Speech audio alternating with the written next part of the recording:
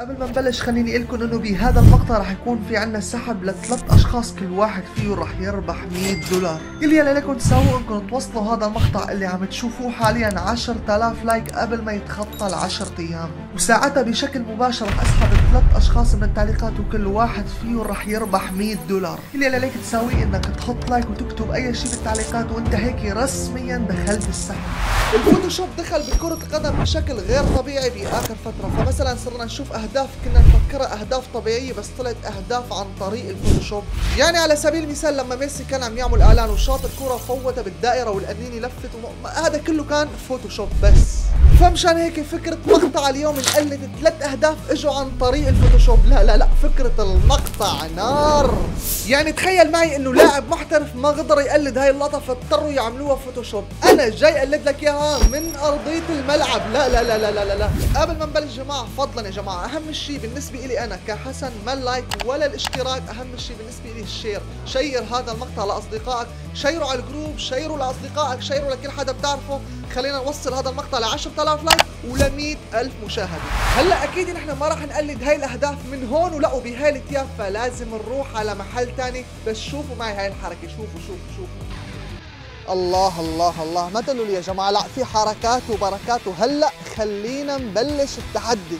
طيب يا جماعة بالتحدي الأول عندنا اللاعب رويس لاعب بروسيا دورتموند جاب الكرة بالعارضة وهو أصلا مغمض عيونه. خلينا نحاول ومعنا 15 دقيقة. طبعا ما راح اكون شايف شيء ابدا. ها يا جماعه والله العظيم اني ماني شايف شيء ابدا. بس خلينا نشوف الكره بس وين لك.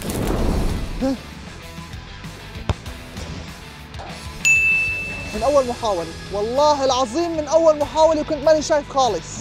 لا التحدي الاول طلع سهل كثير يا جماعه. خلينا ننتقل على التحدي الثاني، والتحدي الثاني هو الاصعب. التحدي الثاني مثل ما انكم شايفين يا جماعه ميسي ثبت كاميرا ورجع فيها تقريبا لبعد نص الملعب، فخلينا نساوي نفس الشيء. يلا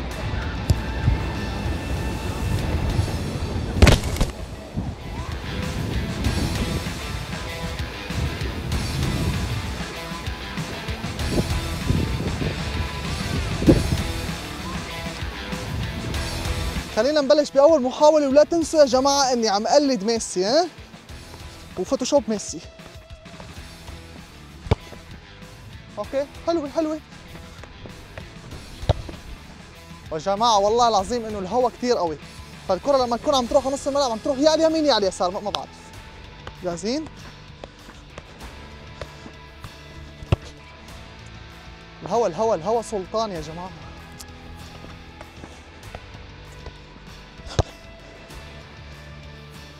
حلو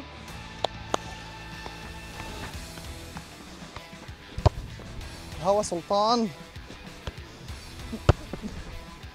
جماعة. والله الهوا والله كانت رايحة على الكرة. بدي اقول له شيء واحد بس لميسي. كاميرا ووو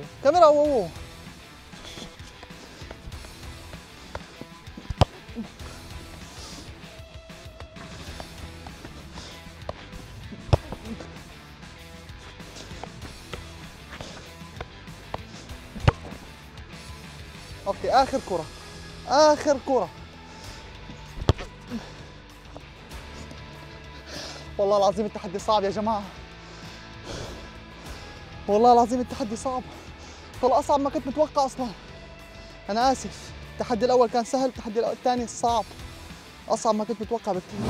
التحدي اللي بعده كمان للارجنتيني ميسي كان عم يساوي اعلان لشركة بيبسي. طبعا الاعلان عبارة عن فوتوشوب، انا رح احاول اقلد لكم اياها بس بطريقتي الشخصية. خلينا نبلش. احط قنية المي على الكرة، يعني انا مستحيل انها كذا تزبط والله العظيم ماني عارف، بس خلينا نحاول. اوكي اول محاولة عادي، اول محاولة. يلا اوكي محاولة أولى حلوة.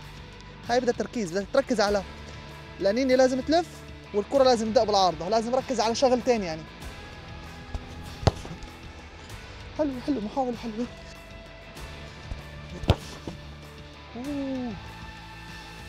يلا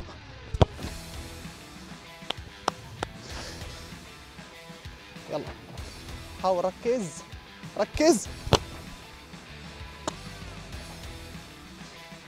يلا تركيز.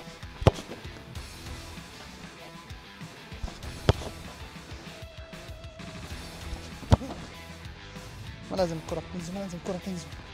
هلا لازم جيبها خلص، والله خلص التحدي صار اصعب. المشكلة يا جماعة انه الهواء ضدي، كله ضدي، بس تجيبها. اوكي محاولة حلوة، محاولة حلوة.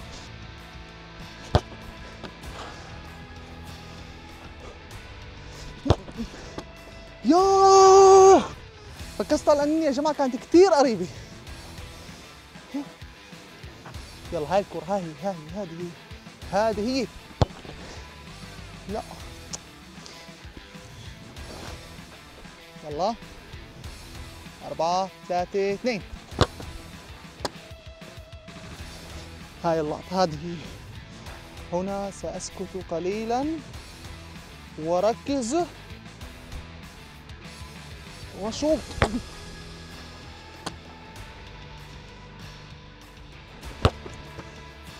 في حل واحد انه نجيبها بس. خلص لانه غير هيك ما راح تزبط، ما راح تزبط.